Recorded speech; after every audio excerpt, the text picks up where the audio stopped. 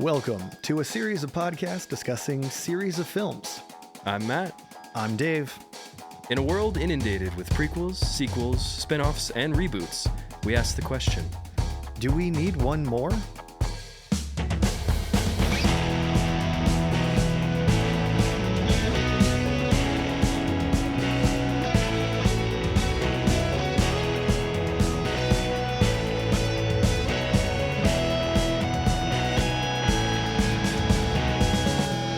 I think we do. I think we don't. So I know that we're about to talk about the sequel to one of the most iconic movies of all time. But I'd really like to take a second to just talk about Love Island USA. So listen, we've established this before. These episodes are recorded in advance. Where we are at in the show right now, dear God, is this incredible television. Okay, convince me to watch it. Go. What's your pitch? Okay. Elevator pitch, go. Okay. So it's about 6 to 10 people in a massive but incredibly tacky villa.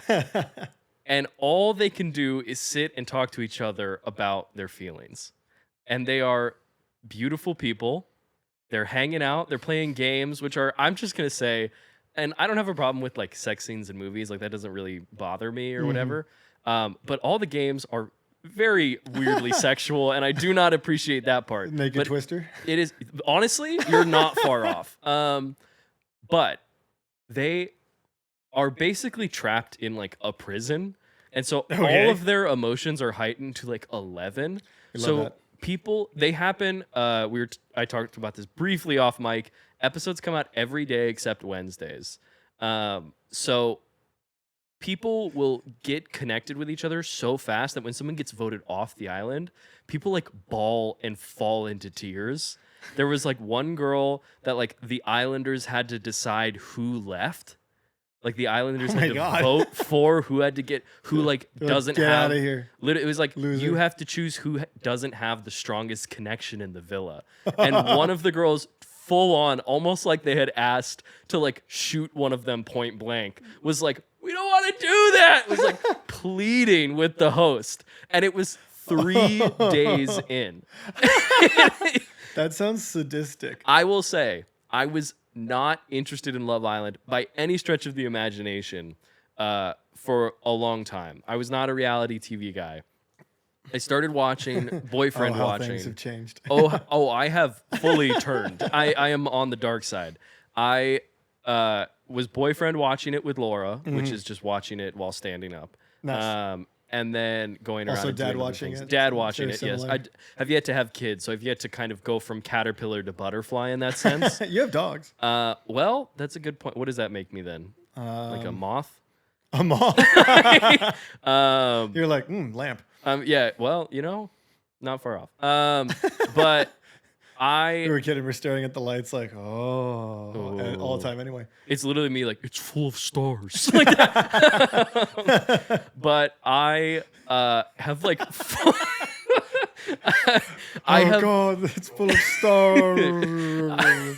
God, that line is so good. I love that line. It's not in the first movie, right? I think it is for a sec. I think I read they're something going that they through put his it back in tapes. because it's in the book, but it's not actually in the movie. I didn't really remember it because The moment's there, but I don't know if he says the line. When the movie starts and he's, oh God, it's full of stars, like that. Yeah. Was like completely like, wait. I was wait, I'm what's gonna happening? start watching.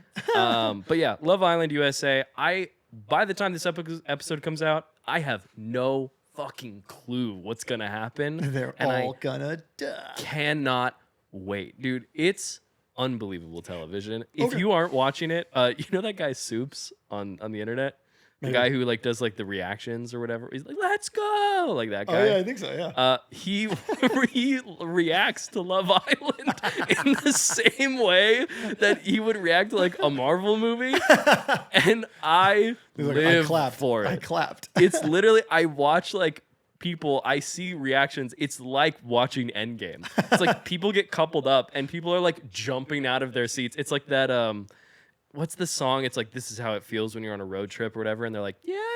Like, you know that song? It's like dun dun dun dun dun. Dun, Oh yeah. It's like that's the Greta Van Fleet one, or yes, I think so. That is how people react to Love Island, and by people I mean me. It's that clip of the bar like in South America or something like that, where everyone's like watching the soccer game like, and they redubbed it straight up, 100% composed. Wait, words, dude, they're so hard sometimes. Listen, we've fallen through a wormhole in Saturn.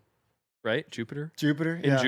It's Saturn in the book. It's so I didn't read the book. In a literary sense, we've fallen into Saturn, but in a more cinematic sense, we've also fallen into Jupiter at the same time. We've come out the other end.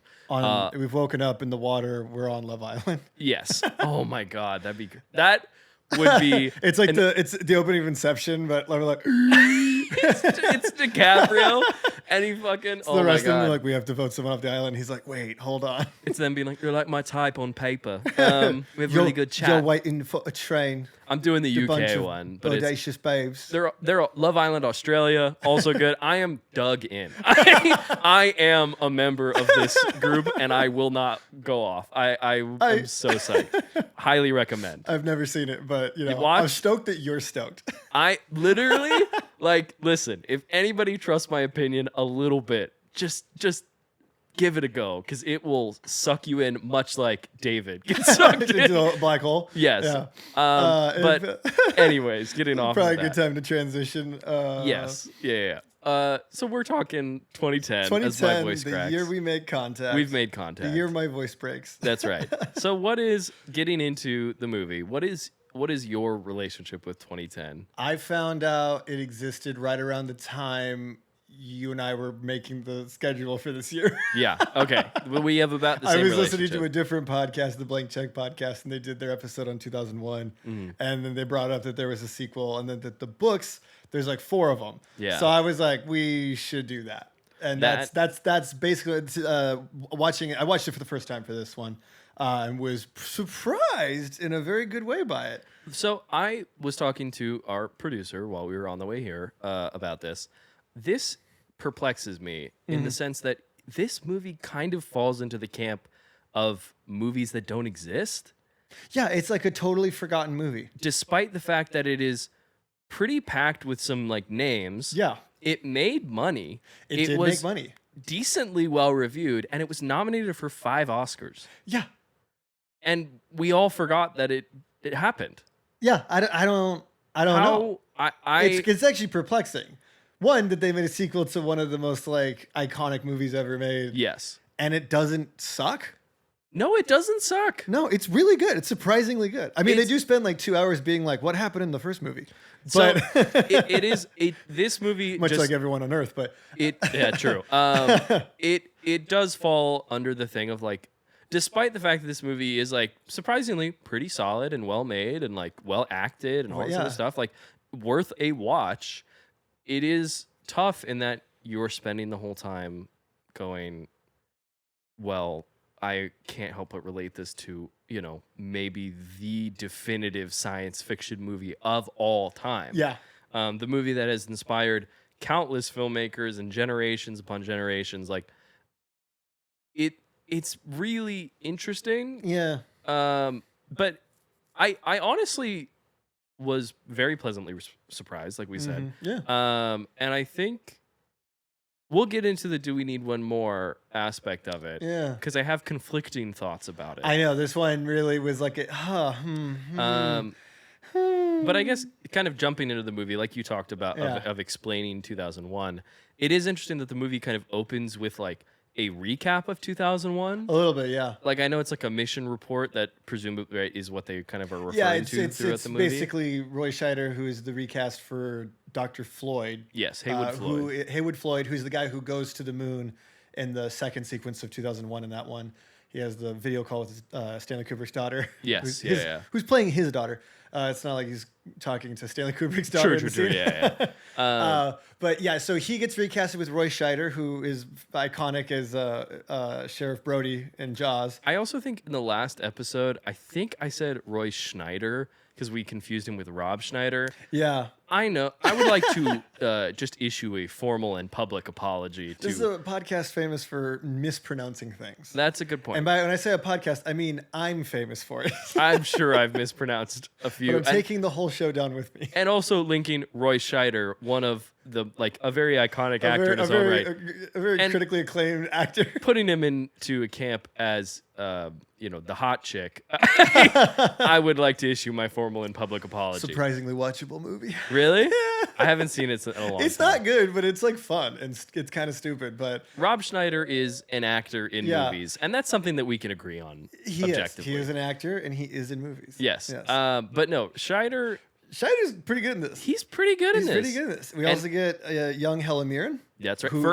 First American film. This gets her SAG card. This gets her American SAG card. I think she'd done like Excalibur and some other British things before, and prolific theater actress and all that other stuff. She's already been working for Lord knows how long. John Lithgow is in this. Mr. Lord Farquaad. Bob Balaban, right? I believe is Bob his name. Balaban. Just one of the most one fun, of the most iconic he's a great character actor. If you've ever seen a Wes Anderson movie, he shows up like all the time. Does he really? Is he Bob Balaban? Yeah, he's like the narrator of Moonrise Kingdom. Oh my God! Yeah, you're totally right. I can't believe I forgot about that. He's got like cameos, I think, in most of them. Like I forget what's his first one, but. And then we should acknowledge another member of this cast. Mr. Ditkovich is in this. Mr. Ditkovich of Spider-Man 2 and Spider-Man 3. The only thing that would have made this movie better is if when they like unfroze Rob Schneider when they're like nearing Jupiter and he was like, "Rent?" Dude, I literally he's like, "Where am I?" My letterboxed review was almost Space Rent ? And I ended up not writing that, but I felt the need to say it right now. And I will also look up the name of. I will look up his name because I feel. What'd you say? Thank you, Elia Baskin. Elia Baskin, yeah. Who's great in this also. He's really good in this. All the scenes are basically with John Lithgow, and it's like fun. I was gonna say it's fun watching John Lithgow not be like a freak in a movie. Yeah. I'm used to him just being like, oh, like all the time. Yeah, he's pretty. I mean, we'll get into it, but I think this movie is interesting in that. So it is objectively it's much more straightforward. Very straightforward. It's more like a James Cameron movie, I would say. Yeah.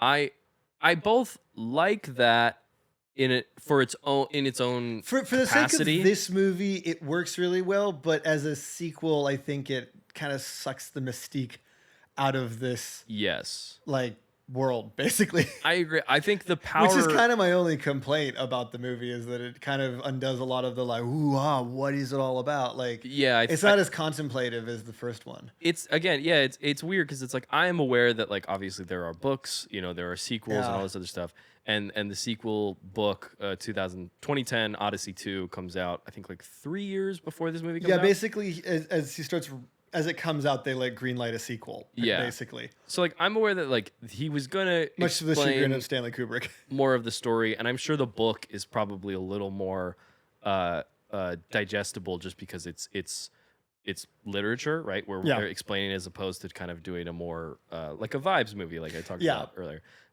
which feels a little reductive to call 2001 that, but I don't care.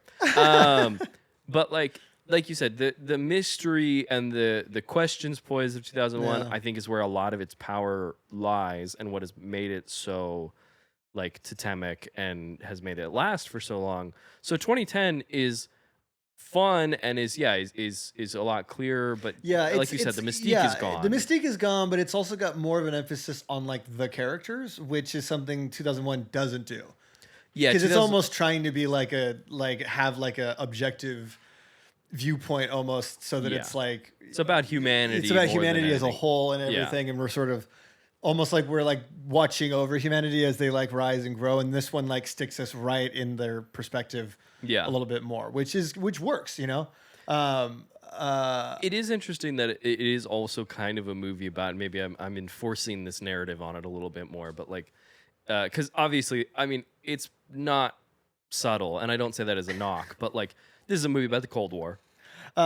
Pretty objectively. But it's also interesting that the movie is kind of about, like, it almost feels like filmmakers going back to be like, how did 2001 work? Like, yeah, well, it was funny watching this movie. Like the first, because it's like what, about 2-hour movie basically. It's like 156. Yeah, it's or like something. just under 2 hours. Yeah, I think they spent a good hour and a half being like, "Hey, what happened in the first movie?" Yeah, which again, like, which is kind of funny to be like, we're gonna do a sequel to kind of like make sense of it all, and basically it's the whole mission. Just to go back and find out what happened to the crew of the Discovery. The Discovery, yes. Yeah. And I almost called it the Endeavor, but that's fair. What is that ship from? I don't know, but I almost the Endeavor. It's from something. Feels like a Star Trek ship.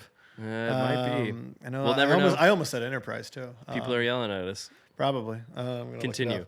Endeavor. I will say maybe my biggest kind of like knock as we talk about kind of removing the mystique of 2001. The thing that kind of like bums me out a little bit. And I guess you could make an argument that it doesn't matter, but like we kind of give an explanation as to why Hal acted the way that he did in 2001. Yeah. Which I feel like kind of the fact that they kind of transcribe it as like, oh, it was conflicting reports, which kind of caused Hal to malfunction and not really know how to operate and kind of and essentially lie. Yeah. Like it feels, again, like you said, mystique is a good word. That like it that feels now we're offering a tangible explanation, which I think reduces the power. I think it kind of of takes moment. away from what's going on in the first movie a little bit, which I do think might play into why this movie is kind of forgotten.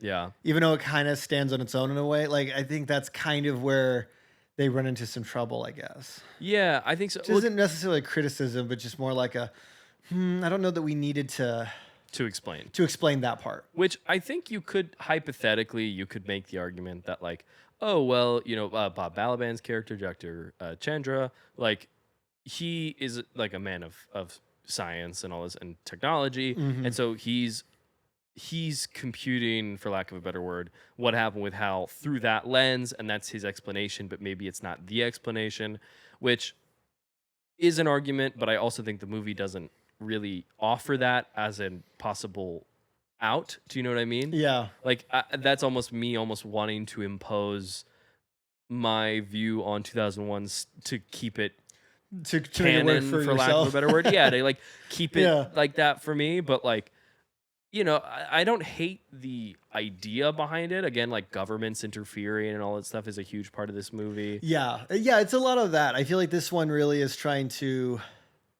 It's that funny thing of like, yeah, the first movie is very much about like the history of humanity. And then this one is kind of a specific moment in time. Yeah. And like a crisis, essentially. Yeah. So it's interesting that it's like completely like not antithesis, but it's almost going a completely different direction. Yes, which is kind of what was asked of. So this is written, directed, produced, and shot by Peter Hyams. Dude, lifting a lot of weight on this movie. Props. Peter Hyams, both kind of worksman, but also auteur director. Yeah. Did a bunch. Capricorn 1 is like a big movie. Yeah, Capricorn 1 is like the big one. I cannot believe I'm forgetting the name of the movie. It's a Sean Connery film, also a space film. Yeah. It's kind of riding off of those movies. Outland, thank you. Yeah, no, basically it was Capricorn 1 and Outland got him this gig. So he calls Stanley Kubrick, who has said he's not interested in doing a sequel to 2001 for understandable and valid reasons. Yeah. Peter Hyams also apparently is against the idea of doing a sequel to 2001 for obvious reasons. Yeah. He calls Stanley Kubrick. He says basically to the studio, he's like, I want Arthur C. Clarke's permission, I want Stanley Kubrick's permission, and I want to be able to expand the Russia-US complications. Yeah. He calls Stanley Kubrick. They talk about, I think, Outland, or they talk about Capricorn 1. They talk about Peter Hyams, and they chat about it, and then they get deep into the conversation, and Peter Hyams says to Stanley Kubrick, hey, I am kind of wondering, do I have your blessing in making 2010? And apparently Stanley Kubrick went, oh, yeah, sure. I think he went, I don't care. Yeah, he's like, yeah, do whatever the fuck you want. He basically was like... He said, make it your own. Make it your own. Like, he's like, I don't really care. Go ahead, do it, but like make it your own. Like, don't get caught up trying to do my thing. Essentially, like... Which is good advice. I think that is good advice. And that is kind of it's the best advice I think you can give. The tricky part is, and I'm not saying Peter Hyams is a bad filmmaker because I think this is actually a pretty effective film, but Stanley Kubrick is a master. Like, it's like he is so thoroughly on a level that is, outside of they're kind of any in other wildly filmmaker. different leagues. So it's not a knock against Hyams. It's just like to do something else that isn't the greatest movie of all time, just inherently in its own you know what I mean? You're putting yourself at such a disadvantage. And I commend him for doing the work that he did. But there is part of me where, like, in the beginning when Haywood Floyd is talking with, I can't remember the name, but the Russian guy who comes to see him. Yeah, what was that guy's name? They're chatting and the movie starts like cracking jokes. I know. And I was like, oh, that's weird. Yeah, well, it's like funny that like in the first 2001, Floyd is very like straight-laced, like, yes, I'm a politician. What's going on here? Ah, yes, we're going to the moon to do a thing. And then he's John Wayne in this. Scheider is like, I don't give a shit. Get out of my face. Like, he's so blue collar. He's very blue collar. Which is kind of fun, but it's funny how he like shifts in between. He also has an entirely different family too. That's true. Which I think they explain. They do later, but for an hour and a half, I was like, I'm gonna really hate this movie. They don't comment on that, and then he kind of does. Then I looked it up afterwards. There is an explanation in the book. I will say, not a little guy, but boy, does he rock the fuck out of those shades. Yeah, little shorts. Interesting. Regular dude in little shorts. I mean, you know, new category. New category. Little shorts, big shades. Little shorts, big shades. Little shorts, big shades. That sounds like little shades, big stores. That sounds like a tagline for like a movie. It kind of does, yeah. Right? Yeah. Like a Smurfs movie or something. It does. Yeah. Little shorts, big shades. Big shades. Yeah. Big Apple. He's going to the Big Apple. You know the Smurfs are going to the real world again? No. Yeah. Really? Yeah. Rihanna is Smurfette. How many people have played Smurfette? It's like a different person every time. 3, I think. It's like Katy Perry. I think Demi Lovato. It sounds right. And then Rihanna. No one should know that information, and I apologize for knowing that information. I don't know why I know that. Oh my God, there's stars. It's full of stars. It's full of stars. When I look at the cast for the Smurfs.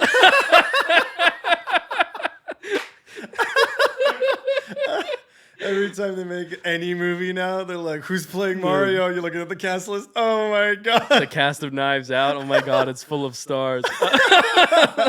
That's good. That's a good bit. I hope that one goes viral. Though. Oh, yeah. Hey, got my fingers crossed. Come on, guys, start stitching it. Come on. Let's go. Who else is full of stars? Tell us. Who else is full of stars? We got the Mario movie. Oh, well, Avengers Doomsday. You ever notice, dude, when they dance? Dancing with? With the stars? Oh my God. I had to do a couple right turns to get into that one. Yeah, but we that's got all there right. though. We got there. But no, so and like we didn't have to get like put into hyper cryo sleep to do it. Oh, that's true. That's true. God, can I be honest? Kind of want to do that. Yeah. If they were like, we want to put you in cryo sleep, very interested in that proposition. You'll be like, put me back until the next season of Love Island. Yeah, honestly, I will not reawaken until we are back at the villa. You're like, wake me when you need me. Yeah, for me, tomorrow night is like that just puts you back in and you wake up tomorrow. Yes, that's a Love Island reference. The narrator every episode, he goes tomorrow night like that, and then they Next give a time teaser. On Dragon Ball Z. It's honestly exactly like that. It's like almost to a T. But no, but in that opening scene, the jokes I don't dislike, but I was like, oh, that's weird. And then even watching the conversation, I was like, I don't think this movie is staged poorly, but it is different. It's different. It's not as... I don't want to say it's bad, but I don't think it's as good. It isn't, but it's also like, I feel like 2001 is like really going for like everything is perfect. The shot is perfect. The composition is perfect. Yeah. The movement, the performance, like everything is so calculated down to like, you know, the breath, you know, and then like in this one, it like is not concerned with that. I'm sorry, I have to break. I just thought of another It's Full of Stars thing. When I look at the wall in a New York deli. Me in LA in an Italian restaurant. Yeah, me at what is that diner? It's like I don't remember. The brown, like something. Oh shit. Anyways, sorry. Let's keep going with the episode. I'm gonna think of the bits. You were talking and I could feel my gears. No, it's good. I'm still trying to work a bit where we just do a fake trailer for Floyd going to Jupiter, but it's like he's going to the big planet to find out what happened to the crew that was left behind. That's pretty. It's like The Holiday. Yeah. Another thing full of stars. Another thing full of The stars. Holiday. Yeah. But yeah, so they're basically like, hey, listen, Russia is going to figure out what's going on in Discovery as well as you we're gonna guys go are. there. We're a step ahead. Yeah, we're a step ahead, so you might as well join us. Because, despite everything, we just really want to know what's going on, and we're just going to go do it anyway. So come or don't. Yeah. But make our lives easier and come. Yeah. Please. Yeah. And then he was like, you know what? He does his little, like, God damn it, I think I just might have to do it. Like, he's like, I've got a family but here. I can't leave them. That's right. Even though I kind of want to find out what happened. I'm just a regular American man with dolphins in his floor. Do you think he was getting like PTSD from Jaws? He was just like, oh. Every time he goes to get cereal, it's the vertigo shot. I literally was like, why does he have so many fish? Like, I was like so confused. Because his wife trains fish. I really wrote Haywood Floyd really likes fish, huh? Yeah. But yeah, he tells his wife and tells his child that he's fucking off to space because he's got to figure out he has a responsibility or he feels guilty. I imagine the conversation went similar to when he talked to his first daughter and was like, so your mom's dead. I'm going to go get a new family now. Yeah. By the way, I'm going to the moon. By the way, I met a lady who has dolphins in her floors. Yeah. Isn't that cool? You'll never get to come. Anyway, you're going to a military academy. What a house. Yeah. Like, what an unbelievable house. What do you think actually happened? I'm sure it's in the book, but I couldn't. Why does he have dolphins in his floors? Well, no, I know why he's got dolphins in his floors. Because it's cool as shit. Because it's fucking badass. That's really cool. He's in an elite club of man with dolphin and floor. It's true. But around this time, not as good as man with gopher and door. That's true. That's very true. So around this time, we get introduced to Bob Balaban. Yeah. Who we find out is way too comfortable with the AI he's created. A little bit. How do you feel about Sal 9000? Sal 9000? Yeah. I'm okay with it. Sounds pretty chill. It's chill. Yeah. It seems like it's like a more rudimentary version. It's not as intense, it seems. Like. Well, it seems like it's just more, it's yet to do the stuff. I mean, it's not undergone the arc that Hal has. Yeah, it seems to have a similar thing going on because he's like, I'm going to shut you off and essentially I'm going to practice what we need to do for the thing. Presumably, my assumption was that it's the next version of Hal because it's been 9 years. That would make more sense, I guess. It's kind of my thought. But he seems really obsessed with the HAL unit, which made me feel like that was the more advanced unit. For some reason, but like it has been 9 years, and he seems like he's always on the cutting edge. Like it doesn't make sense for him to have an older version, but I think it's like the mystery of it, right? Yeah, but I'm also like wondering, is Sal 9000 like an iPhone C? You know what I mean? Like, is it just sort of like the like less, like it's newer, but we made it cheaper? I don't know. That's producer likes that one. Yeah, we got some laughs over there. And I'm just wondering, it's just one of those things. It doesn't really matter in the context of the story, but I am like this world. I guess it's that thing of like the first movie's so obsessed with like how technology advances, and this one's just sort of like, well, it's just there, and we're not dealing with it. But that's something I think they're kind of missing from this movie, is not being like, the future is this, the future, like, and having like just sort of being able to track like where this fits into it. I can't tell if it's more advanced because the fact that like he can practice on it and he's so obsessed with Hal makes Hal seem more, elusive and more like, godlike and stuff. And like he really seems hung up on it, which just made me think Sal must be, I mean, maybe it's newer or like, but it's like its actual like programming is less impressive somehow, Maybe. I mean, because I mean, he basically offers, I also think Sal, it looks like, is more of like a general assistant at that point, whereas Hal is tasked with a specific mission. Yeah. Right? And like, so because there is that moment where Sal is like, where he's talking to Sal and he's like, hey, listen, I kind of want to recreate what happened with Hal to see what exactly went down. So I'm going to turn off all the things that they say they're going to turn off on Hal. And Sal is like pretty fine with it. Yeah. He's kind of like, is skeptical, but is also like, if that is what needs to be done. Yeah. There's that moment, which I actually do really like this moment in the movie, the conversations that Balaban has where it's like with the AI of like, will I dream?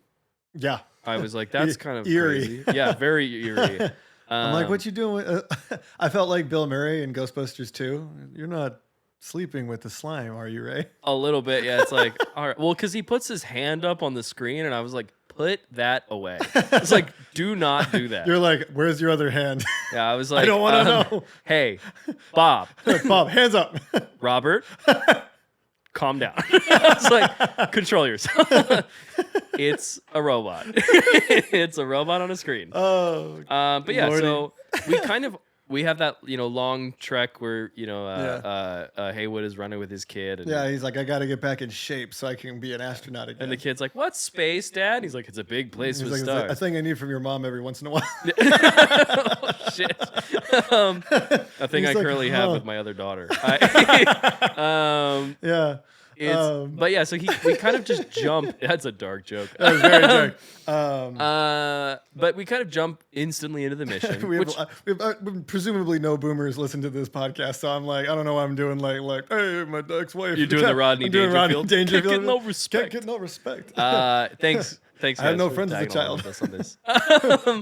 My mom used to tie a piece of meat around my neck so the dog would play with me. Caddyshack. It's got a sequel. Does it? Yeah. Oh wow, I didn't know that. Pretty sure Caddyshack too, because it's one of those where it's like nobody comes back. All right, add it to the list. Yeah, let's do it. But we kind of jump right into the mission, because Haywood has undergone the sleep, cryogenics or whatever. He wakes back up, and we're introduced to Helen Mirren and Mr. Ditkovich. Elia Baskin was his name was, right? Yeah, Mr. Ditkovich. I feel so terrible for not knowing it. I know. As close to heart. But like, how do you feel about the Russian crew?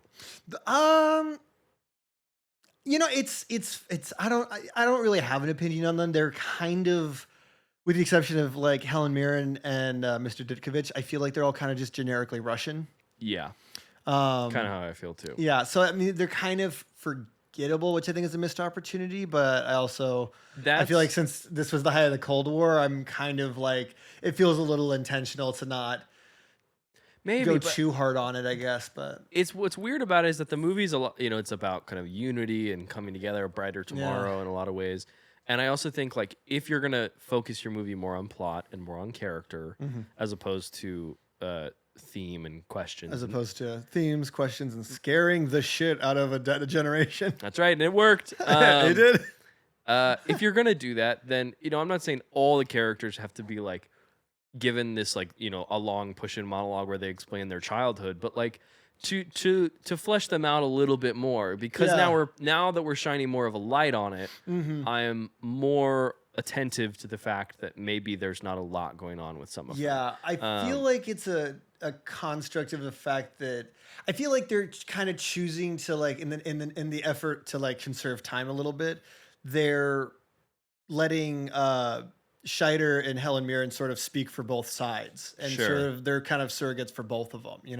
I get that. I feel like that's kind of what's going on there, but I don't know. It's but like they're good, and I feel like the way everyone plays off each other going into this was good. The chemistry with Lithgow and Baskin is great. Great. And apparently it's a friendship they carried over, that they did really become friends. Oh my God, I love that. That like in the spacesuits that you couldn't like sit down. So in between takes, they were like laying down and like talking about life. Yeah. And stuff. Like they were like, we did bond, like, which is so great. Fun. Which it is a great detail that when Baskin, Max, I believe is his character's name. I think so, yeah. When he's killed, that Lithgow starts wearing his cap. cap. A spoiler, Phil Convo, if you haven't figured that out by now. Yes, for a movie that's 40 years old. Something like that, yeah. Crazy. Because it's 85. Yeah, it's 85. I was like, this is Back to the Future. 2 years after Superman 3. That's true. Looks a lot better. Oh boy, yes.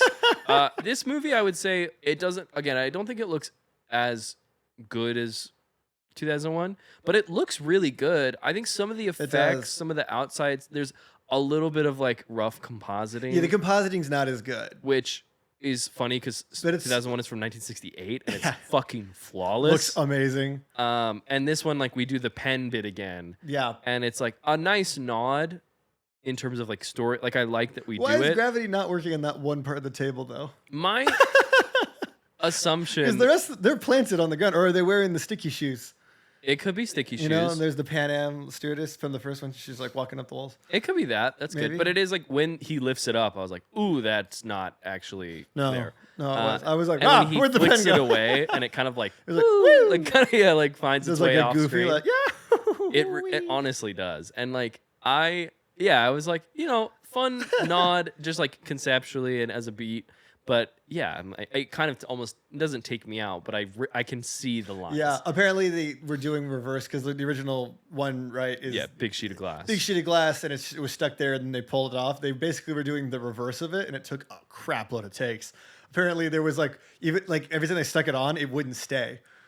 Like it's so like trying to like convincing it look like you're just putting it to float out there was like never enough to do it. And there were a couple of takes where like it would stay, and then Scheider would be like, "Oh, hot dog," and then they'd be like, "Dude, you just ruined the take." Like, Roy, come on, dude. And you're like, "Oh, my bad, we have to go again."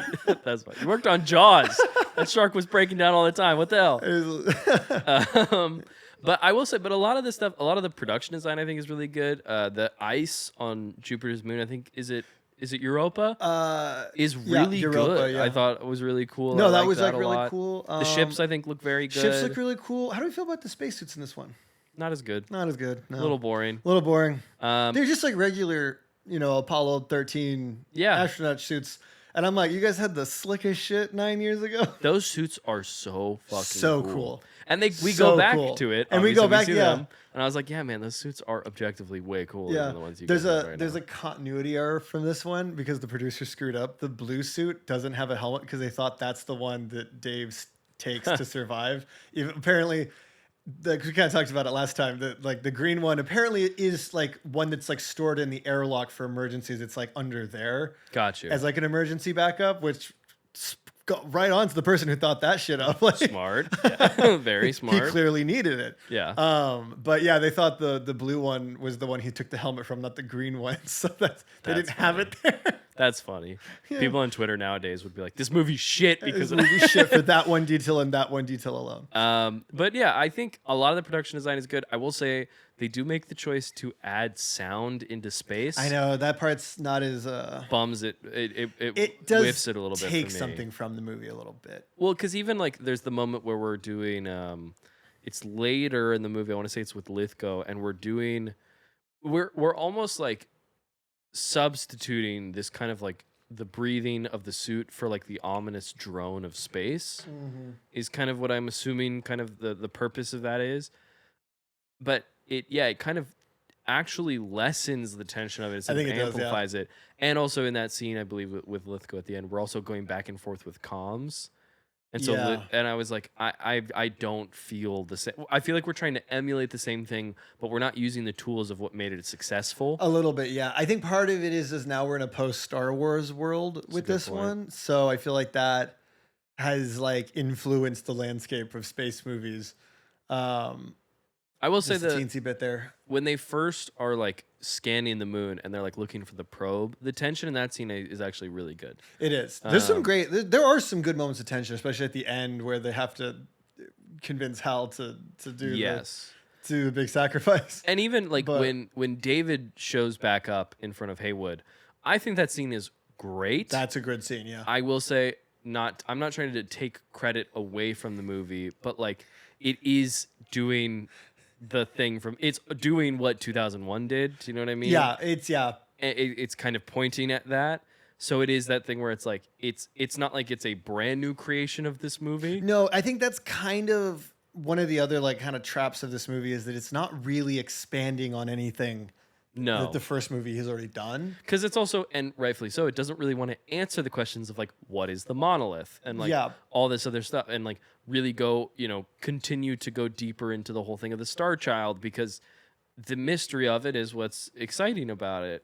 And so, yeah, it kind of feels like a little bit of like it's a lateral kind of a little bit narratively. Do you know what I mean? Yeah. And it's like it's entertaining, but I guess ultimately like, which I think a lot of the reviews were like pretty good, but ultimately like doesn't really accomplish. Yeah, it doesn't really, because again, it's like the whole plot of the movie is what happened on the thing. If you've seen 2001, like maybe you don't understand what happened, but you know that David turns into the Star Child. So we already know. So they're asking questions we technically as an audience member would have. Yeah. So it's interesting that they spend a lot of time on that for the sequel. Yeah. It kind of makes sense as like a jumping point because like the next big event's happening, but that only takes up like 30 minutes of the movie. Yeah, it feels almost like the plot really kicks in. Yeah. There, which is basically funny in the last movie half hour is more plotty because there's that whole thing about Russia, like there's like a blockade in Cuba. There's a blockade. It's essentially something like the Cuban Missile Crisis is happening, but now with like Russia. Which I don't know if you noticed on the magazine when they slam it down, who is taking up the the leadership premier of Russia is Stanley Kubrick, presumably.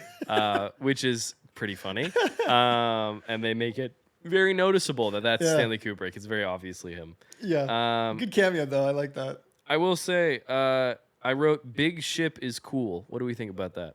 Big Ship is cool. I'm assuming the spaceship. You think Big Ship is cool? I think Big Ship cool.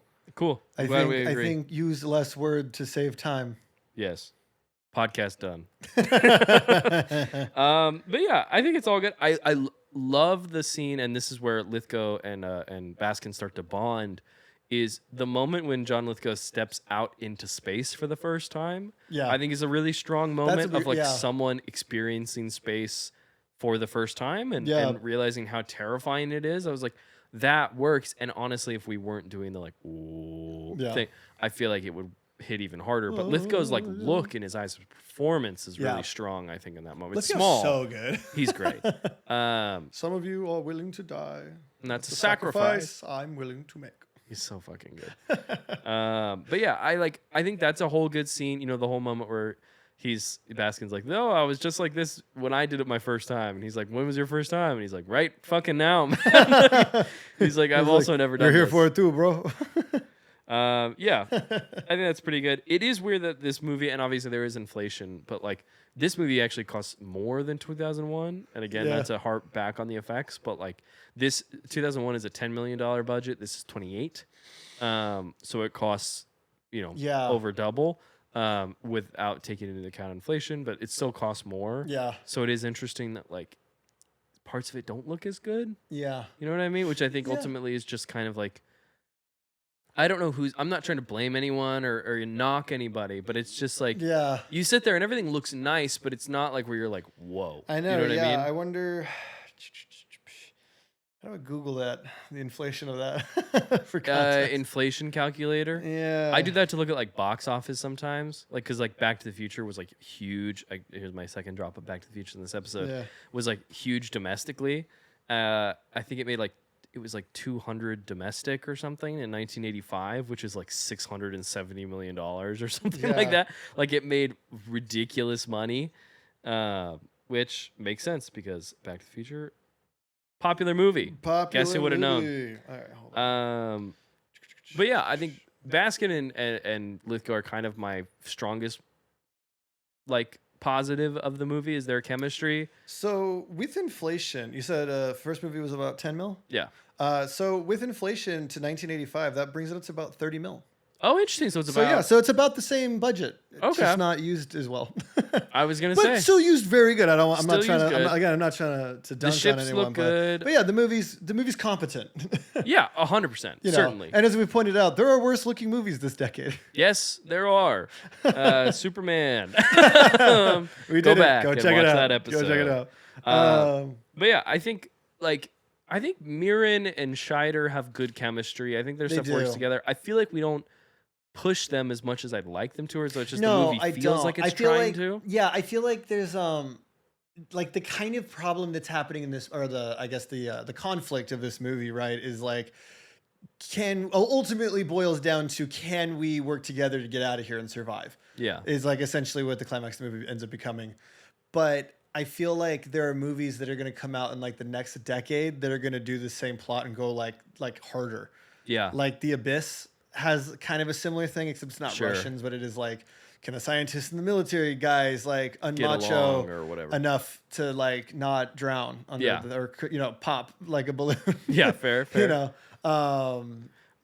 I think it's successful. It hits the notes, but I feel like we could push them a little farther and make their journey a little more arduous, I suppose. Yeah. I do like the moment where we're aero blanking is what it's called, right? It's a big parachute. Aero banking. Basically. Yeah, they're using the parachute to sort of where conserve fuel or something. The one Russian scientist comes with Scheider. Just they need someone to comfort. Yeah, just need someone to hold them in case that was it. Which is a nice moment of human connection, I think, of of showing the fear. I mean, this movie does, with Lithgow does it a couple times where it's space is fucking scary. Yeah.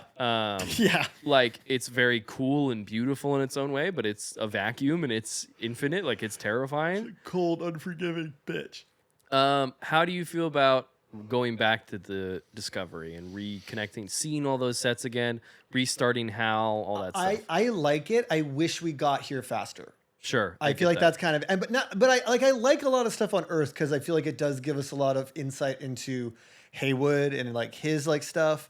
But I also feel like they take kind of a long time to like hit those beats. Yeah. And so like I just kind of wish we got to the Discovery a lot sooner. Well, it's like you got them in like cryo sleep. Like you could just wake up when you're basically there and then, get to the part where we want to know, which is, what happens after 2001, Yeah. Well, it's like Lithgow enters the movie 40 minutes in. Yeah. And so we don't get to Discovery at that point. We're not there yet. So No. it's like the movie's hour 56. We're a third of the way through the movie basically, and we're not even at the ship. You know what I mean? So it's like it is hard. I'm not saying you have to cut immediately to the ship, but I do agree that it does feel like we kind of take a long time to get there. And then but the air banking sequence is pretty great. So I'm like I'm kind of like two minds of that. And when we get to the Discovery, the conversation, it becomes a lot of conversations, which is fine. 2001 is a lot of conversations, but I feel like there's a stronger tension.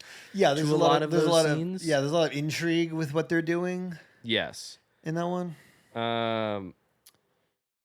It's just like it works. You know what I mean? I think the restart of Hal is really fun. That is. And like him moving back and forth, the way we kind of push the camera back and forth to see slowly, and it's all quiet. Like I think all that works, and you're hearing Hal kind of like internet dial up. Yeah, find his way back. It's also fun watching Bob Balaban like do the like I'm in the set now. Yeah, I'm in that like iconic set. That weightlessness. Yeah, it was. I mean, because these sets were all destroyed. Yeah, which is what tends to happen. Like that's not uncommon, especially at that time. And like, so they're rebuilding all the sets. I think they do a really, really phenomenal job. I think they do a really fantastic job. Especially like that computer room looks.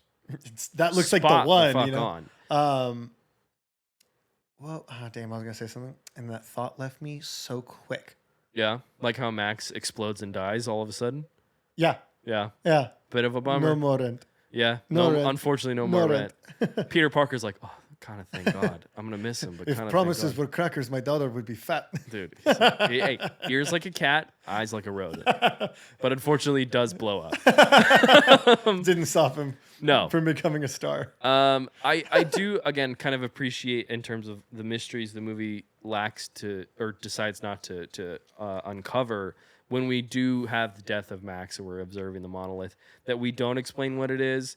The monolith is I feel like we almost get there at the end. We almost kind of explain it. Yeah, it's like funny because they end up explaining what the monoliths are in the books. I think the fourth one finally like kind of reveals it, but it's also with like we're pretty sure it's this. Yeah, but maybe not. Yeah, but maybe not. But I'm also like I feel like the movie shouldn't be about answering that, and I feel like because this movie wants to be about the answers, but it doesn't really do that. Yeah, well, because it kind of shouldn't. It shouldn't. No, but I don't know. A lot of thoughts about this movie. Mostly good thoughts. Yeah, I mean, David visits his wife or his ex-wife. Yes, and he visits his mother. I think both of those scenes are those scenes are really great. They do feel like something Spielberg would do, though. It feels like they kind of like whoop-a-doom, there's a ghost and it's brushing my hair kind of thing. Which is not like a criticism, but it's like funny because it feels like a poltergeist or something like that. Yeah, a little bit. And I will also say the woman who plays David's wife is Zooey Deschanel's mom. Oh, is that who that is? Uh-huh. Oh my god. She's in one scene. Bones? She's good in it. Of Bones, yeah. Bones? And she's not paying for those. She ain't not paying for those pizzas, no. Pizza time. A lot of Spider-Man today. Yeah, well, hey, I mean, we've got an alum of Spider-Man 2 and someone who gives us an alum of Spider-Man 2. Yeah, all I need is John Lithgow in one of the Spider-Man movies now. Who would the Vulture. If it wasn't Malkovich. That's pretty good. Yeah. He's probably a little old for that now, but oh yeah. I'll still take it though. He's about to be Dumbledore.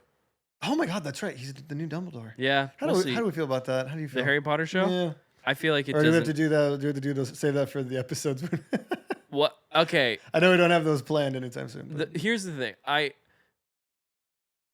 I don't. Do you need one more? No. Frankly, I think the idea of like, oh, let's exclusive scoop. let's do it as a series. Let's expand the books. I almost think that I'm going to not acknowledge for the time being J.K. Rowling's terrible and hateful and bad views. Yeah. From a point of the studio trying to be like, well, we're expanding the books, we're going into greater detail and stuff like that. Those 8 movies are pretty solid adaptations and iconic. And yeah, I think doing something with like Percy Jackson, where it's like the movies didn't connect. Yep. There's a lot, you know what I mean? Like, let's take it, let's go back. We'll do the Harry Potter thing, but we'll do it as a series. I think there's something in that. But I think going back to the well, it's like, how are you reinterpreting the Wizarding World visually? You know what I mean? Like, it's gonna be the same castle. And it's like, to the cast, like, you know, I wish them well. To those kids, I wish them well. Yeah, Godspeed, kids. The internet is a dangerous place, and I'm very worried for their mental health. But it is one of those things where it's like, you know, Lithgow, I could see Lithgow being a good Dumbledore, but it's like, I don't really need you. If you're going to do a Harry Potter show and you're going to do a serial thing, like, I think we've talked about this, Alpha Mike. It's like, there's like wizard cop, there's like wizard detectives. There's only like a couple thousand years of wizarding history. You could go anywhere. Do Law and Order with wizards. Yeah, do Law and Order. Or if you want to do like magic. something Game of Thrones level, just go back to when they found the school. I'm sure there was a bunch of magical stuff happening then. To just do, I'm honestly not interested in seeing the books adapted over. And it's also like the way prestige, like, you know, high budget TV works. Like, I doubt we're getting a season every year or every other year. You know, you look at Stranger Things, like it's like 5 seasons Those over kids 10 are years. Grown. Yeah, and it's like Millie Bobby Brown is married. It's like you know, like she's like waffles. Yeah, like I wish the cast, you know, the best. You know what I mean? Mm-hmm. But like, I think just on a general note, I think it's unnecessary. Incredibly unnecessary. Those movies are iconic. Like, it's like, you know, it'd be like, I mean, it's like, I know that Star Wars isn't based on books, but it's like, you know, there's all those deleted scenes of like Luke on Tatooine. Yeah. It's like, well, we're going to remake A New Hope. We're going to add all the Tatooine stuff. And it's like, there's a reason they were cut. I don't really fucking care. Like, I really don't. It doesn't matter. It doesn't matter because like we took them out for a reason. Yeah. Because it was slow and boring. And it is that thing of like, well, now you're putting yourself in a position where you will be we will, like, people on Instagram and you know, Twitter or whatever will be constantly showing screenshots from the old movies. There's gonna be this whole argument over is it, you know, it's not just now, oh, is the book better than the movie? It's like, is the book better than the movie, better than the TV show? It's just like, I'm just not. I think it's too much. I also think the reason it's happening is deeply transparent.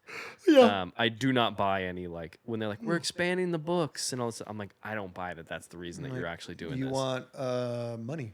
Money, and a certain someone wants to have control over the franchise again. Yeah. You know, but I'm not wanting to get into that right now because that's a conversation for another day, another series. Yeah, this is 2010. I'll start yelling. But I will say I do want to point something out because we talk about David returning. I'm back. I'm gonna welcome back to the podcast, Dave. I'm back. I'm locked in. You keep coming back too every stars. week. Now you did? I'm back. Yeah. Were they full? Yes. Dang. I was full of stars. Could you imagine? They were like coming out of me like bees. That's crazy. You ever see the movie Case 39? No, I don't know what that is. What is that? It's Renee Zellweger and I think Bradley Cooper. Okay. And there's like one other big name in it. It's like an older actor. Oh, it's John Wick, Jonathan. Ian McShane. Ian McShane, yeah. Fuck yeah. Greatest voice in the universe. It's like Renee Zellweger, and she's like a caseworker, and then there's like a kid whose parents were trying to kill her, and then you find out why they were trying to kill her. And it's like a horror movie kind of thing. But at one point, I think Bradley Cooper's in the showers, and he's like, there's like a bee, and then he just starts like barfing bees. Oh my! Is it a good movie? No. All right, that's what I thought. I can't remember anything from it other than that scene. I mean, that is memorable. I will say that. It's fun. I will say it's fun. Interesting. It's like a good. I'll it's give it a like look. it's what I like to call like a hotel movie. It's like the kind of movie you flip through and you catch on TV, and you're like, Right. oh, who is this? Renee Zellweger? 3 a.m. Wake 3 up. Yeah, maybe 3 a.m. You're just like, oh, midday. Like I have like an hour to kill for my reservation. Kind of like it's just that kind of thing of like you could watch most of it and not be committed, or you like delay your plans to finish it and then be like, I should have just left on time. Nice. You know, but Good it's to like know. a movie that you're like, I don't remember seeing this in theaters, but you would stop to watch it if you were flicking through the channels. That's funny. For those of you who don't know what flicking through channels are, because all you have are straight. We don't either. We forgot. Right? I thought you were going to tell me. Flicking through channels. You ever surf the web? What's that? I ask AI everything now. Oh God, no! ChatGPT, do my laundry. I'm like, who was in 2010? The year we made contact. That's true. Did we in fact make contact in 2010? Yes, sort of. Yeah, a little bit. A little bit. I did want to send a text. I did want to shout out. So the voice actor who plays Hal. I feel bad. I cannot remember his name right now. I'm looking it up right now. Douglas Rain. Douglas Rain. Douglas Rain. Good get. Is obviously back. Still great as Hal. Yes. We also have Kier. Dulia. Where I feel bad. I know I was going to butcher that name. Great in this. Also, looks like he hasn't aged a day. No, it looks like they had to put aged makeup on him just to show the time had passed. It's been like almost 20 years. Yeah, dude, it looks the same. And he shows up in that spacesuit, and I was like, "What the fuck? What is your what moisturizer do you use?" I know. Like, let me know. I was like, "Dude, looks great." He's doing that Ashton Hall like in the bucket of Saratoga water. He's giving his face. Hollywood water. I was I thought, I mean, that whole scene I think is really great. Does the suit look more pink to you? It does. It looks a different color. It could just be color. a lighting thing though. It didn't bother me, but I was like, is that the suit? Yeah. Like, I was like, I couldn't remember. But I think he's really good in this. I think he really nails. If it was just straight, they probably had to recreate it, so it could be off by a shade. I think he nails the like I was David, I am, but I am not, like all that. No, he's really good. I'm surprised he didn't like do like a lot more stuff. Yeah, it's like it's always interesting when someone's like just turning in like a really fantastic performance that's in something super iconic and then just never does anything again. Yeah, yeah, it's weird because it doesn't feel like that would be one of the things like they talk about like the Superman curse of like how actors can't really get outside of the cape. Yeah, which I hope for David. I hope David Cornswet that does not happen. He's a very, very talented actor, and I think he will do very, very wonderful things. Yes. But it's like 2001. It's like I feel like there's some cachet with that you could kind of like, you know what I mean, kind of roll into something. Maybe he didn't want to. Who knows? Yeah. Sorry, I was just looking at Keira Dulier's like a filmography, and he did this thing in 2018 called 2001 Sparks in the Dark. It's like a animated recreation of like interviews published by Stanley Kubrick, and he plays Stanley Kubrick. That's hilarious. And which I'm like, damn, we're going to do like an extra little mini episode, I think, to cover that. That's pretty sick. I kind of dig that. Is it time to start the Patreon? Are we there yet? It might be. Let us know. Let the people decide. Let them eat cake. Careful. I know. Do you know what happened there? Nope. Not very good. Are you afraid that history might repeat itself, Matt? Constantly and always. I know. That's my hair on the back of my neck is like always going. I look like Sonic the Hedgehog at all times. Yeah, we're doing the 2001 breathing on the way to Chipotle.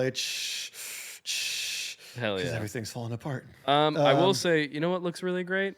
That when Jupiter just absorbs within itself into the black hole. That's a really good effect. Because obviously, so David is like, hey, but something beautiful is going to happen. You have to change your plan. You have to get out of here in 2 days.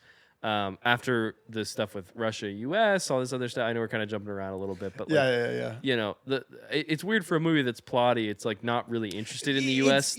Russia stuff. The plot is just all the plot things are kind of things that are just happening under the surface the whole time. Yeah, you know, the crews, they're going to go find out what happens to Discovery, and they don't really learn anything. We don't learn anything new. They learn that no one's there, and some meat's spoiled, and Hal was shut off. That's like it. Which is basically what they knew when they got there. They knew Hal got turned off. That was it. That was why they went there. And then they got there and they went, yep, looks like someone turned them off. Yeah. But then, tensions between the U.S. and Russia are like building to the point where they are basically given orders to like disembark and like get off the spaceship and like not talk to each other and just come home.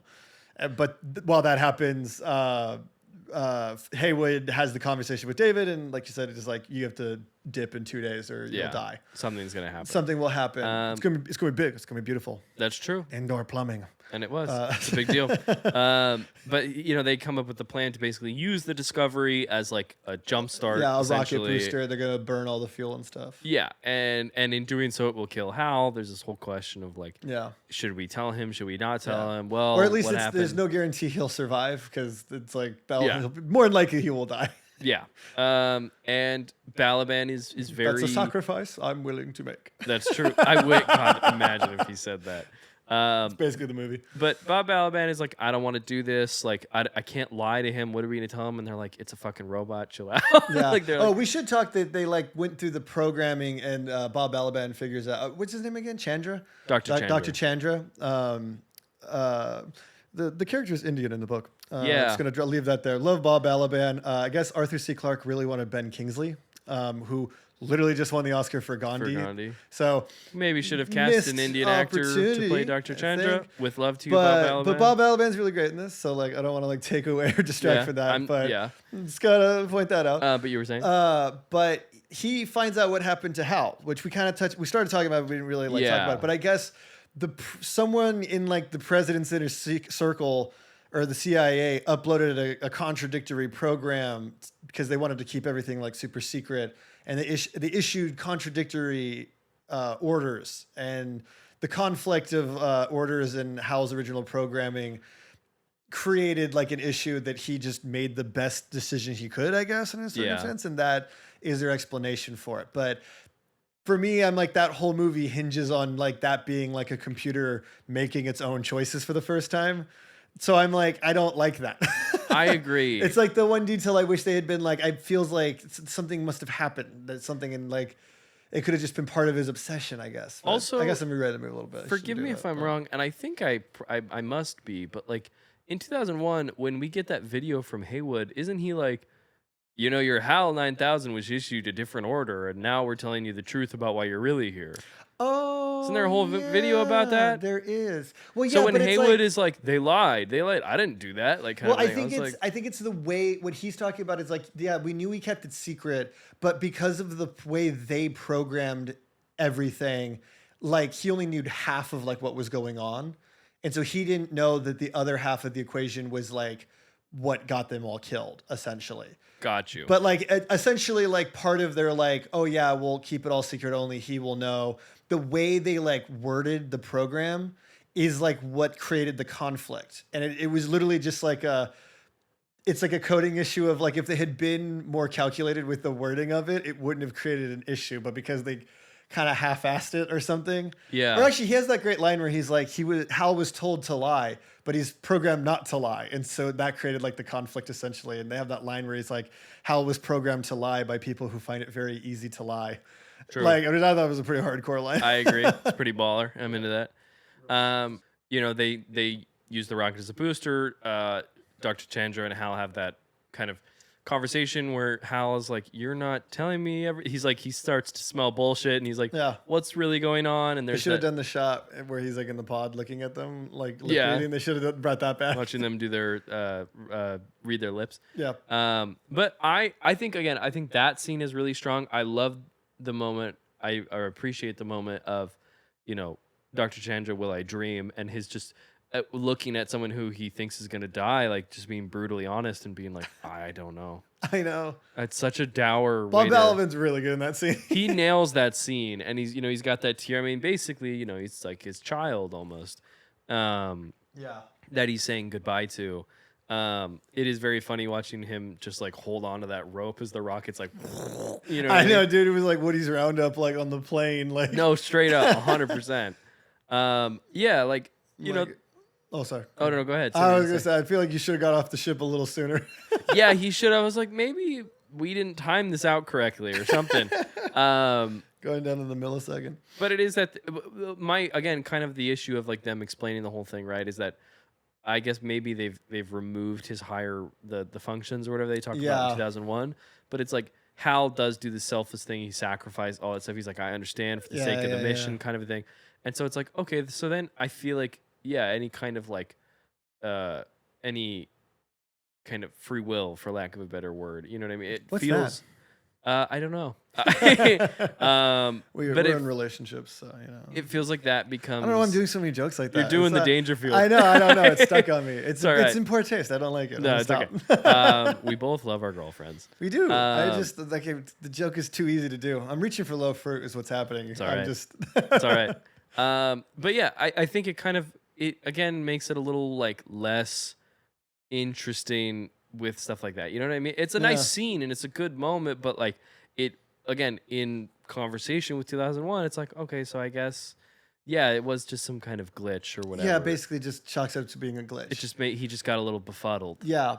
But yeah, it's like, and at the same time, it's like he's still choosing to make the sacrifice. So I guess they're like, he is programmed, but he also is like his own person. Like it's kind of both. Like it's a little cake and eat it too, kind of. A little bit, I guess. But they do succeed in their mission. They do succeed in the mission. Use that, they fly away, and there's a little bit of the. Oh, there's also Haywood had like a backup thing that they had put on Hal's like circuitry, and if Hal wasn't going to do it, he had like a shutdown switch. No, that's right. He had a kill switch that he wanted to activate. So that scene where they're wondering if Hal's gonna like launch the boosters or not, or if he's gonna like go crazy again and kill everyone, very tense. And I really liked that part. That was a really good moment. Yeah, I know. I agree.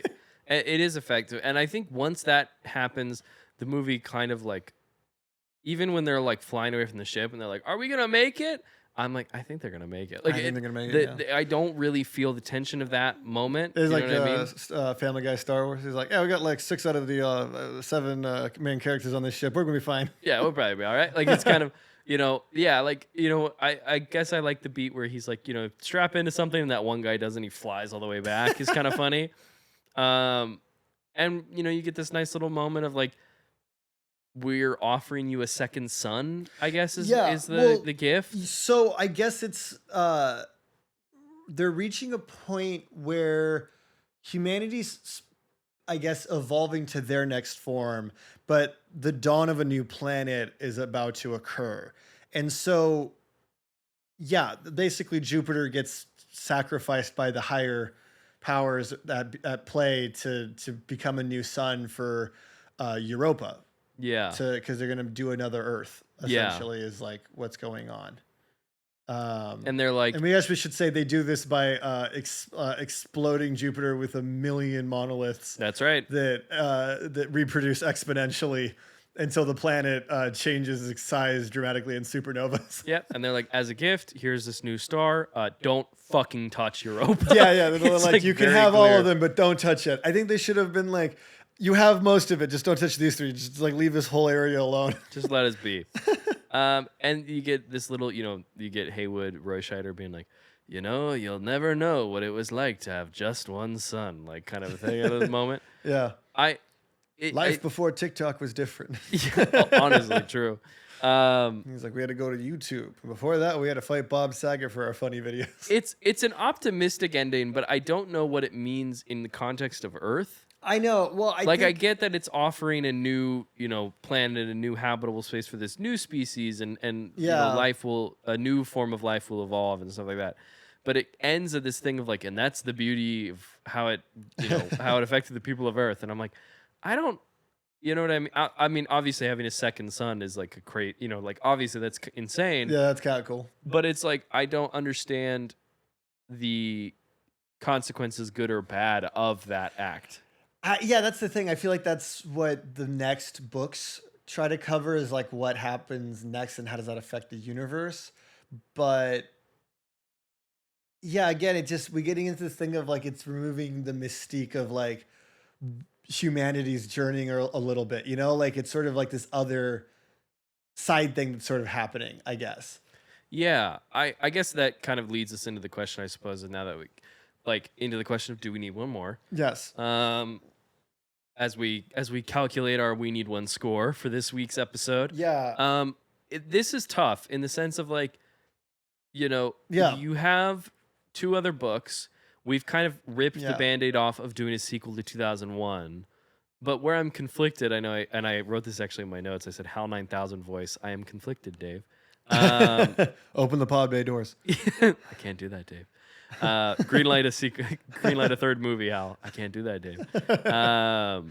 But the idea that like because this movie is kind of a movie that doesn't exist in a lot of ways. Yeah, I don't say that it's a negative, but like just most people don't know it exists. So it's like if we it did really well at the time, but it's a forgotten movie. If we were to do 2061, which is the third book, it does feel like we would have almost the same reaction of 2010, where people would be like, "Are you really making another 2001?" Yeah, you know essentially, what I mean? Yeah. Well, so I feel like based on what I read on Wikipedia, because I did not have time to read 4 books, and for those of you who know me, you're like, Dave, you can't read.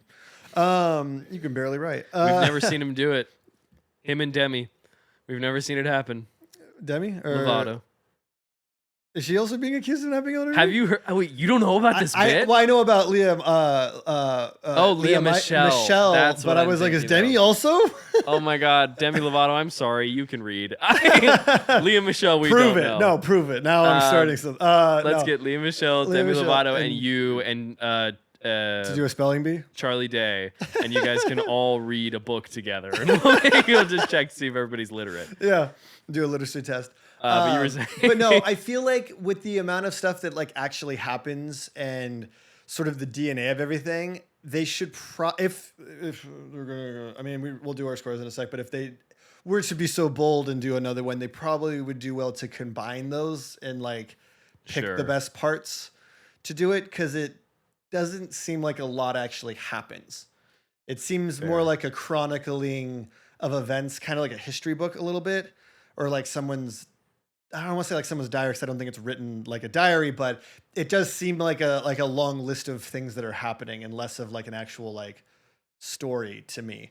But so I would probably jump to 3001, also because 3 is in the title, but that's like me being a producer about it, I guess. No, I get that. I also think from like the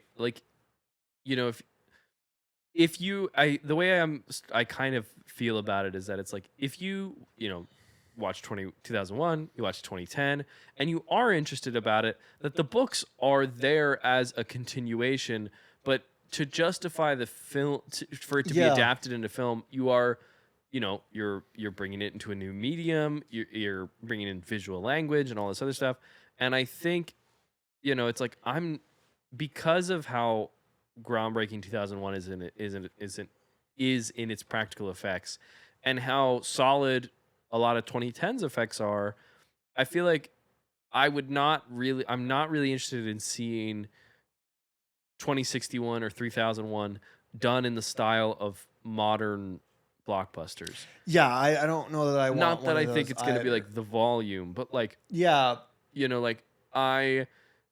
I feel like if you're doing it as a movie, you kind of have to justify why you're why you're adapting it visually. Even though the narrative is there, I think because 2001 is such an iconic, I feel like you would still have the problem you had with 2010. Yeah, probably a little bit. Do you want to know some of the things that happened in the next one? Sure. Basically, I think 2064 or 68. I think it's 68. I think it's 2061. 2061? Because it's 2001, 2010, 2061, and then 3001, right? Because the 1 is always somewhere in the mix. I guess. 2061. Okay. Yeah, so I guess in 2061, it is actually done from the early Europeans' perspectives. And it's a lot of their history, dawn of man stuff, essentially, trying to figure out what's going on. And concurrently, Earth wants to find out what's going on in Europa really badly. That's like basically the book. And every time they get close, I guess Dave and Hal have like fused consciousness and have become like another elevated like entity. And they're just like flinging any incoming items from Earth away from Europa. They're like, we were very fucking clear. We were very clear. The stars were yours except this one. Does Haywood Floyd make an appearance again? I think he does. I think there's something where he gets like stuck in like cryosleep, or maybe he comes back in 3001. I can't remember. But his character comes back, and then in the other one, Frank Poole, the guy who gets killed by Hal in the first one, is like the main character. And he's like dealing with like Europeans, I think, when they get to space travel, and like that's like where they're at.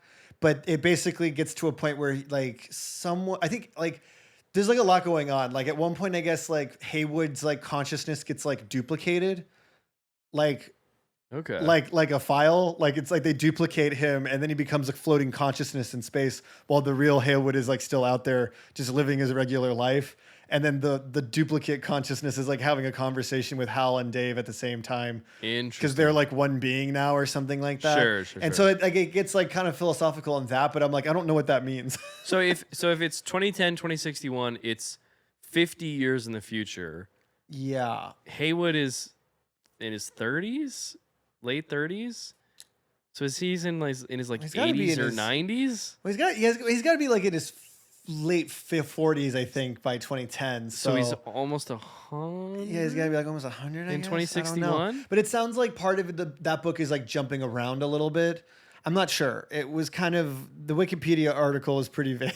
Because I'm trying to think if they were who you would cast as Haywood. I know.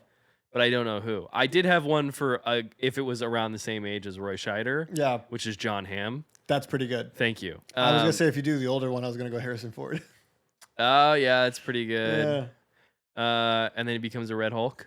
Yeah, with the mustache. Yeah. He touches the monolith, and it's like, oh. That's pretty good. That's pretty good because it's full of stars. Like that. It's full of steroids. It's full of drugs that the leader won't give me. But yeah, I want to. Those bastards are hiding my medication.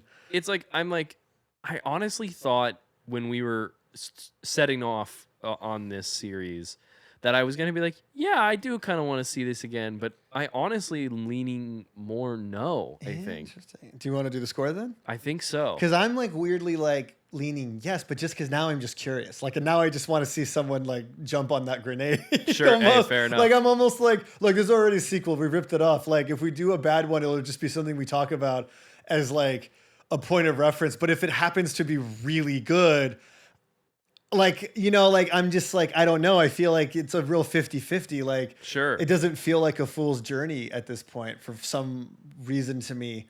I get that. But at the same time, it's like 2001 is so totemic. Yeah. But yeah, do you want to read off that score? Of course. So, you know, I'm not going to go into the full details of the Weenie Wood score, but as we all know, it's on a scale of 10. If it's 5 or below, it's a no. If it's a 5 or above, it's a yes. We've calculated 3 scores of me, myself, Dave, and our wonderful producer Dish. I said me, myself, and I was like, I don't know why that just happened. I fully glitched. all the scores are just Matt. It's all me. No, it's not. It's the 3 of us who are all in this room. It's full of scores. I literally said it. I was the chat. Wait, what did I just say? So our final score out of 10 is a 6 out of 10. Okay. Which means that the official statement of the We Need One More podcast is we would like to see 2061 Odyssey 3. Who do you think should do it? So there's an obvious answer here, but it's kind of a lazy one, which is Denis. Denis kind of the most qualified to tackle this, but I have another person who I do think is qualified. Sure. Joseph Kosinski. Kowinski? Interesting. It is Kosinski, Kosinski. Right? Yeah. I feel like he's also qualified in the sense that, like, obviously he did the Tron sequel, he did Tron Legacy, he did Maverick. It sounds like F1 is going to kick ass this year. So I just feel like, I don't know, something about him feels like a good get. I have one. Yeah. Let's make it fucking weird. I want Yorgos Lanthimos to do 2061. Okay, actually, though, that would go so hard. That just hit me. Oh, for those of you who don't know, Yorgos Lanthimos did Killing the Sacred Deer. Yep, the favorite Kinds of Kindness. Poor Things, which is phenomenal. I love it. Ton of stuff. I mean, he's really good. He's a wonderful director. I think he did. Is it Dogville or is that? Oh my gosh. Him and Lars von Trier have like one with dog in the title, and I'm confusing their titles at the moment. I'm looking it up. Dogtooth. I'm getting some charades over here. But yeah, no, Yorgos that's a great. It choice. Is Dogtooth. Also, we should say the Lobster. If we're just talking to his filmography, we should bring up maybe. So then Colin Farrell is gonna be Haywood, and Farrell would actually fucking nail it. Yeah, it would be pretty good. Or would you prefer like a Knowns? I feel like for He'd be 103. Ooh, sorry, we stats right now. Our wonderful producer just showed us what. Because of gravity, like his anti-gravity, it's kept him living. Oh, so it's like Interstellar, where he's like aging differently. So he's still old, but he's he's holding up. Holding up. Dish flash just a thumbs up, and when he's holding up, that's pretty good. We need to draw. Then Ford would do that. It's holding up. Us on this sequel. It's holding up. There's some other older guys that you're like, trying to think. Yeah, Jeff Goldblum. Oh. Goldblum. Actually, you know what? From Jurassic Park, Sam Neill would actually be a killer. That's pretty Haywood. good. Yeah, he's pretty good. I like that. Yeah, I feel like you need to get someone. You don't go A-lister. You need someone like a Sam Neill who's like famous and was in things, sure. iconic things, but like is not. Like you don't go ScarJo on this, you know. Producer Dish just pulled up Ted Danson. I am here for that. I actually don't hate that. And the idea of Ted Danson in a Yorgos Lanthimos film is sounds kind amazing. Of fucking insane. But yeah, but I feel like you gotta if we're gonna do something as dangerous, dare I say, blasphemous as doing another sequel to 2001, or as foolish perhaps. I feel like you want to live there, because I do feel like part of what makes this not work 2010 as a sequel is that they got like famous people, you know.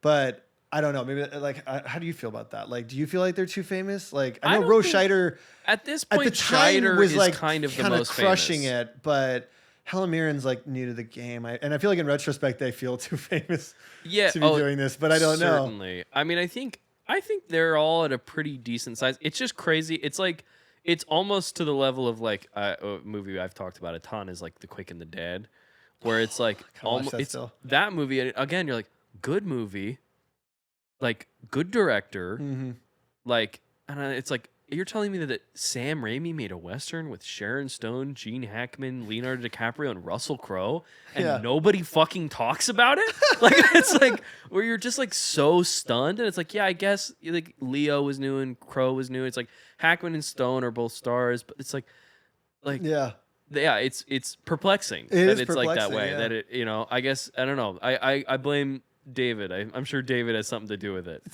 He's muddying the waters, so we don't remember 2010. Yeah, probably. I could see that. I would also say I think Fincher could probably tackle this. Sure, I see that probably pretty well. Totally. I feel like he's also fairly primed and kind of has a similar working or has got a similar particularness about him that kind of, I think, falls in line with Kubrick. But I feel like he would be really good at finding his own way on that one. Good pick. Yeah, that's just kind of some names I think that could do it. Yeah. Do you think it'll happen?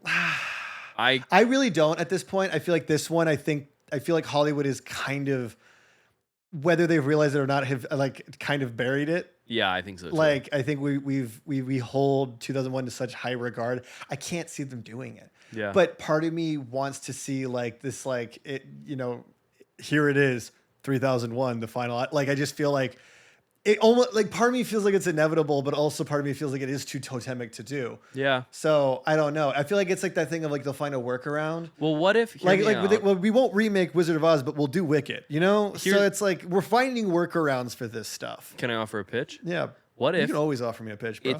What if we did, because it's a book. What if we remade 2001 as a series? And we put it on HBO Max, and it was a season. and then we did 4 seasons in each book. Okay, so I'm going to need to call my primary specialist. I think I'm sick. Because it's such a sick idea? Sure, Matt, sure. Because these is a 10? Yeah. We like that idea? Sure, we like that idea. Bring back Lithgow? Yes. No, it's like funny because I'm like, yeah, this is probably not something they should do, right? But like, I'm kind of open to it because obviously we have a sequel and there are 2 more books that have yet to be adapted. Like, I do think if a headline came out that said David Fincher or Yorgos Lanthimos doing 3001, people would be like, "Whoa, what?" Like, yeah, it wouldn't be instant hate. It would just be like, wait a second. I feel like people could be like on board for that, but it's like at the same time, like we're getting like that movie, like that original movie is so influential, which we've talked about like a bunch. And there are movies that are coming out that are like feel like spiritual sequels already. Like Interstellar is like already feels like primed to be like, I mean, it's not, it kind of feels more 2010, I guess, but no, but it's also like, it also is very much clearly taking inspiration.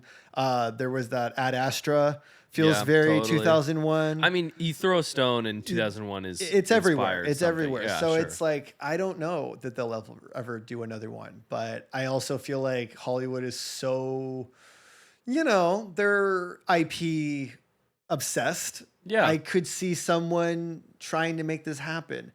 But if they're gonna do it, I think that and with love to Peter Hyams, I think you need to get a heavy hitter. Yeah. If you're gonna do it. Again, I don't think a working man director is enough. I commend I commend Peter Hyams' effort on this, and I think he does a good job. Because it is crazy to make a sequel to something as totemic as 2001 and have it not suck. Yeah. And be pretty good. Yeah. That's crazy. So I think round of applause for Peter Hyams for not just totally eating it on landing. I've got one last bit. Go ahead. All right, to send us out of the episode. Yeah. Dude, sometimes when I go on a little trip, I'll go to the city of Los Angeles, and I walk down Hollywood Boulevard. I'm seeing Chinese Grumman's Theater. I'm seeing all these other things, these amazing like shops and signs and all these characters. You're seeing and hands and stone. I go to tie my shoe, and I look down at the ground. What do you see, Matt? And do you know what I see? What do you see? I look at the ground on Hollywood Boulevard, and oh my God, it's full of stars. It's full. Thank you for listening to We Need One More. Be sure to follow us on socials like TikTok and Instagram at WNOM Podcast to stay up to date on upcoming episodes. And feel free to join our Discord community where you can share your thoughts on the movies we're watching together. That's going to be at WNOM Podcast server with a link in the bio. Don't forget to comment, like, and subscribe. That's the best way to support the show and to let us know that you need one more. We'll see you next week.